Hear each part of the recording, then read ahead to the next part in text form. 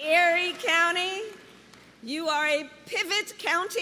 How you all vote in presidential elections often ends up predicting the national result. That's Democratic Party presidential nominee Kamala Harris in Erie, weeks after Republican Party nominee Donald Trump held his own rally in the city, his fifth visit here over 3 campaigns. If she wins, it's not going to be so pleasant for me, but I don't care. I really don't care. We have a job to do. You can't let her win. Good afternoon, Erie County Democratic Headquarters. Can I help you? Democrats traditionally prevail in the diverse city of Erie, but the party is not taking anything for granted, pushing for maximum turnout in both the city and the county, says local party chairman Sam Tallarico. We're past the persuasion point, and it's just a matter of getting our base voters out to vote. And nothing works better than a knock at the door and face-to-face contact. It is in rural Erie County where Republicans are strongest. So when you hang it on the door, they see that.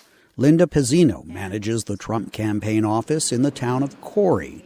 Pizzino says she had been experiencing sleepless nights worrying about Trump's fate in the election. All of a sudden, something came over me, and I said, he won. He's winning. He's going to win Pennsylvania.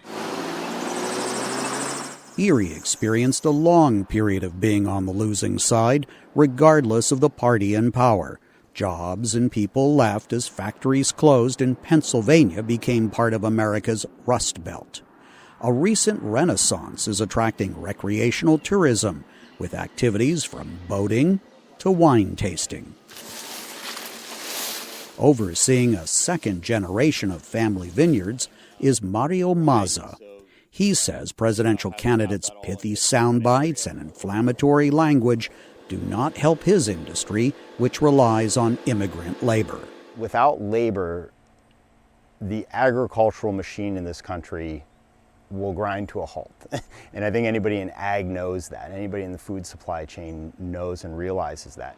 Some of Erie's population loss has been offset by an influx of Puerto Ricans and other Spanish speakers.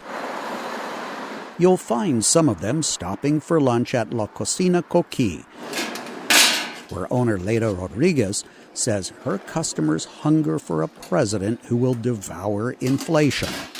The cost of food, the rent is going up in here, so, they're just looking at stuff like that who would kind of help out. Democrats' edge in voter registration and their campaign organization here would seem to give Harris the advantage. But Gannon University history professor Jeffrey Bloodworth says that assumption may be outdated. Before Trump, you would look at this and go, oh, the Democrats are going to win. They're organized.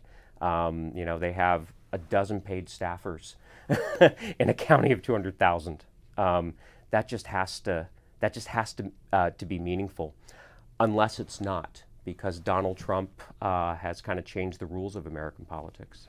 Democrats and Republicans here agree on only one thing right now. They are on edge due to the high stakes in this must-win county in a must-win state. Steve Herman, VOA News, Erie, Pennsylvania.